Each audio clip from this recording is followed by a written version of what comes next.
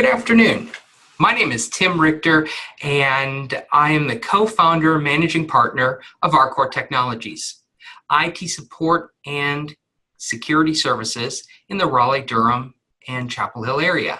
Let me tell you a little bit about myself. Again, my name is Tim Richter, and my background includes IT and network security design with companies like Lockheed Martin, the U.S. Environment Protection Agency, Duke University, and GlaxoSmithKline.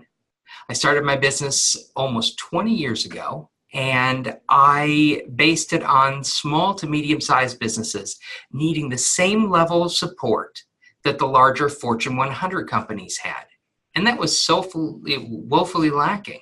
And it's become my passion to deliver this expert service to the market. So this webinar is one of the ways that I can help express that and help you, business professionals, and in this case, because we're dealing with Equifax and it's a more personal item, just the people in the Raleigh, Durham, Chapel Hill, and Greensboro area to protect yourselves and move forward in this time of confusion and problems with the hacking and being in the crosshairs of cyber criminals. So come on in and let's get started with this.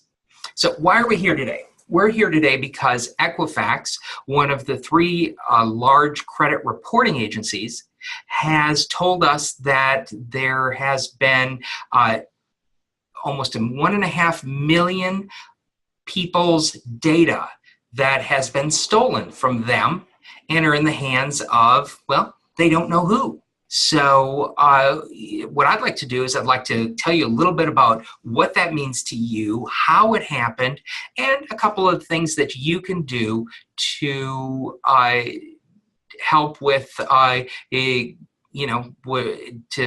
you don't have a problem with that on your end, or at least you don't. You can protect yourself as well as you can. As you're going to find out, there is a lot that you can do up front, but this is a very long-term situation, and we'll get more into that. A couple of housekeeping rules. I do have someone who is looking at questions. His name is Clayton, and if you have questions, there's a question and answer chat area that you can add them, and if there's something that pertains to what I'm talking about, he might interrupt me, and we can just answer it right then, or more than likely we're going to save them till the end, and you can just ask whatever questions you have. If you do not get to ask a question, or you are in need of further assistance after this, just to let you know that you can call our office at 919-313-9355. That's 919-313-9355. And you can email me directly with my first name, Tim, at RCOR.com. That's Tim at RCOR.com. And at the very end, I'll repeat those again so that you can have them. But so let's get started with who is Equifax. A lot of people know who this is, but let me give a brief history for the people who don't. There are credit reporting agencies out there, and there's three big ones. Equifax, actually, I believe, is considered the biggest. And they collect information about individuals continually. And this information is normally used for credit worthiness. Let's say you went in to buy a new car and you wanted to get a loan for it, so put it on credit. What would happen is the car company or the people that you'll be financing it through, your bank, your credit union, or something like that, would go to the computer and would look up your information on one of the big credit reporting agencies, and they'd be able to tell, have you had loans before? Have you paid them on time? Do you make payments to your credit cards on time? Do you own a house? Is it, how much debt do you have versus what is your income? So there's a lot of information that places like Equifax have about you, and they continually update this information. So it's something that you may or may not have known existed, and you don't have a choice in this. And that's, again, one of the things that I'm going to cover near the end is what we can do to potentially as contacting people to get some of these things changed. So if you say to yourself, I've never really dealt with Equifax directly, that might be true. However, this information is collected whether you know it or not, and whether you are using it or not, or whether you're going for credit or not. So the information was there. So let's talk. I'm going to talk about what they stole, but let me first talk about what happened. So there was a web page that was set up with some contact information and with some forms to be filled out, and there was a security flaw in it. Hackers were able to get into that, and by doing that, were able to get into the actual database that held the Equifax information. So it was a complete surprise to everyone. It wasn't something that someone ran into the building and put a USB drive in and collected all this information. It was actually done over the internet, which kind of is scary, that here's a company that has all this information. They've collected it many times without our knowledge, and many times, we've use them through applying for loans and such. But in the end, we had no control over the fact that they had our data, and now this data is stolen. So what was stolen? Well, name, social security number, date of birth, and a really biggie here is driver's license numbers, because the combination of those right there will allow a person to essentially steal an identity, open bank accounts. The scary thing here is that if a person steals your identity, commits a crime, that crime, until it goes through the process, you are not responsible, but you're the one that's being sought after, because after all, it's your name, your social security number, and so forth. So again, 140 million of these, more than 140 million, were stolen. And I want you to realize just that number alone is more than half of the adults in the US. So more than half have been taken. In addition to that, although those are scary enough, over 250,000 credit card numbers were stolen. So this is really, really big. I guess the first question that I had, being an individual who has my information on Equifax, is how can I check if I was affected?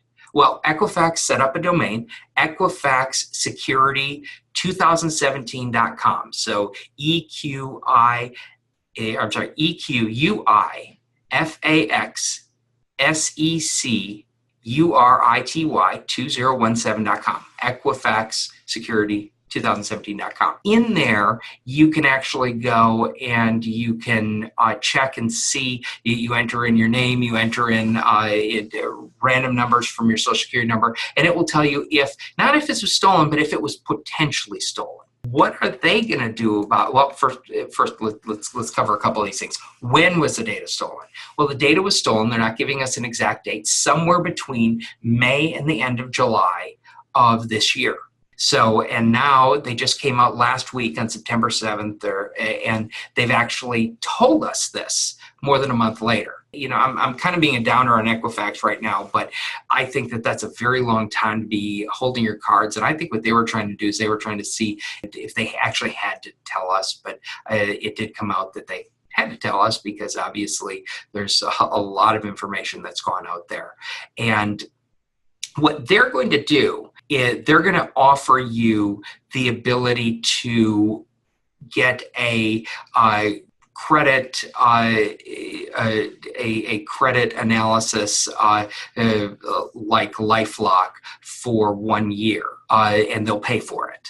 Now, I realize this isn't very much, because what everyone has to understand is your name and your social security number, your date of birth are not going to change 2 years from now, 5 years from now. Your driver's license number is going to be the same probably for the rest of your life, unless you change states.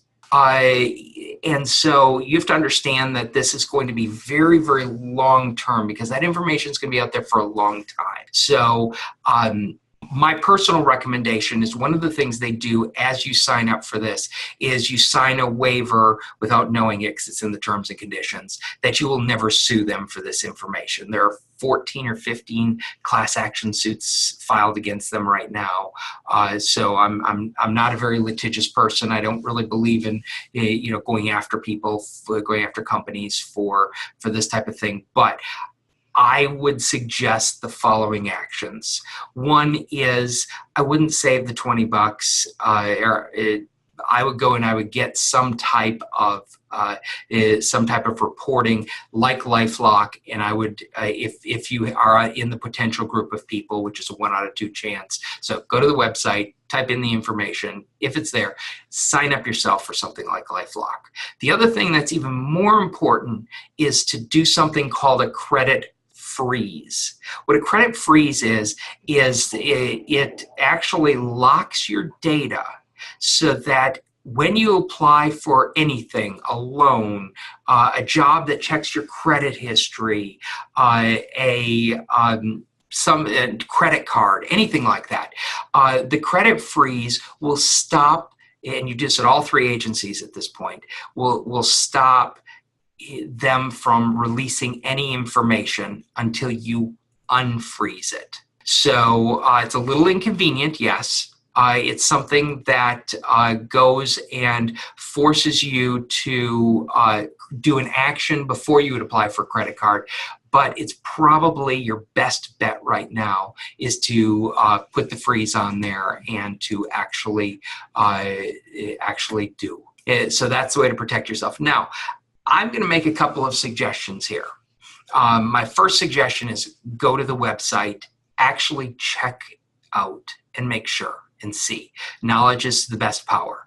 Number 2 is do what I did. I contacted my senators, I contacted my congressmen, and I said 2 things. One is they have to be held accountable to this. And I believe that the only way they will be able to be held accountable is through us contacting Congress and having Congress actually go through the process of making them, making them more responsible for holding this data.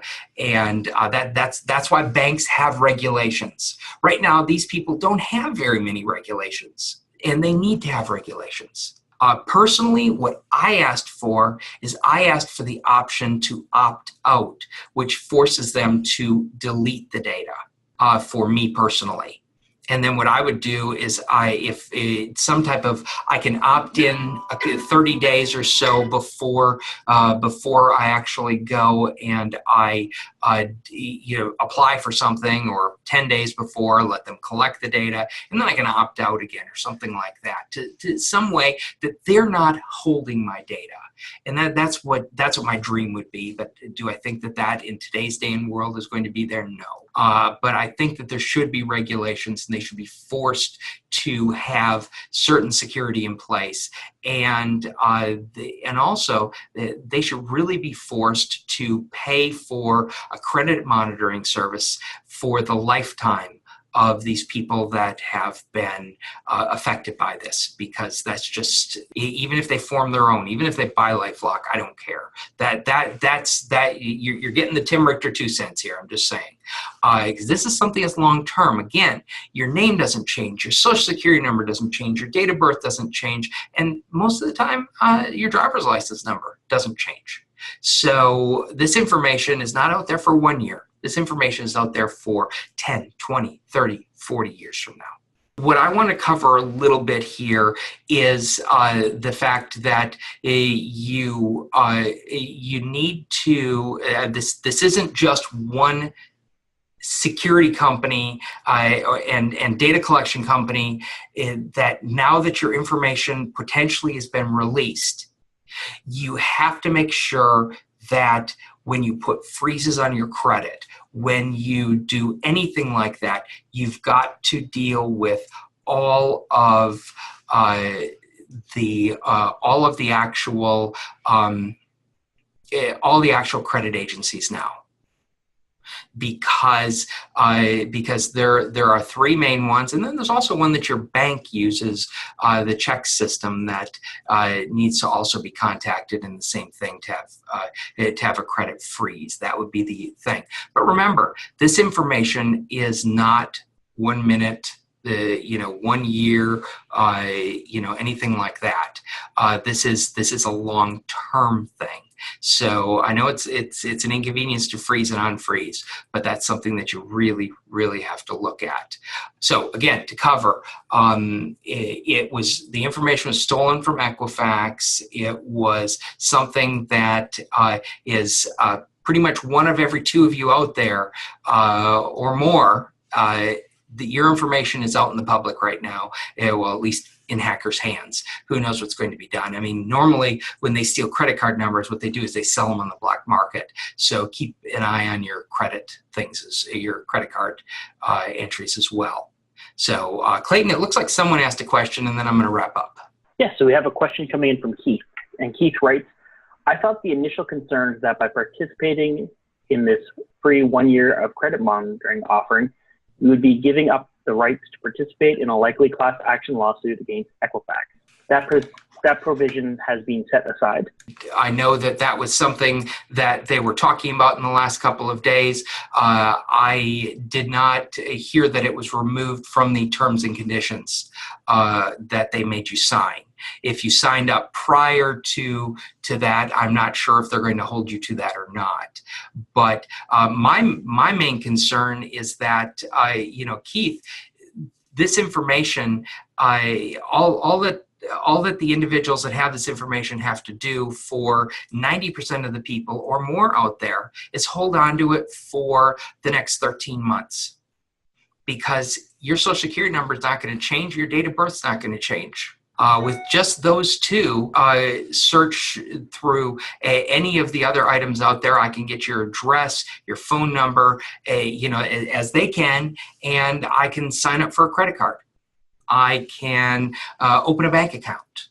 And so while it is a good idea to do something like this, it is also even more important for you to realize that if you are affected by this, this is going to be a lifelong thing that you're going to be dealing with. Because as we've found out with social media and pictures and Instagram pictures, they're there forever.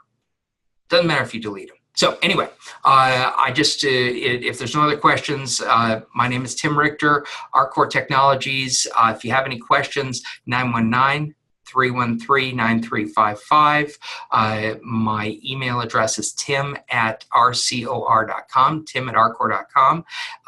And this is something that everyone needs to be aware of and needs to start taking action.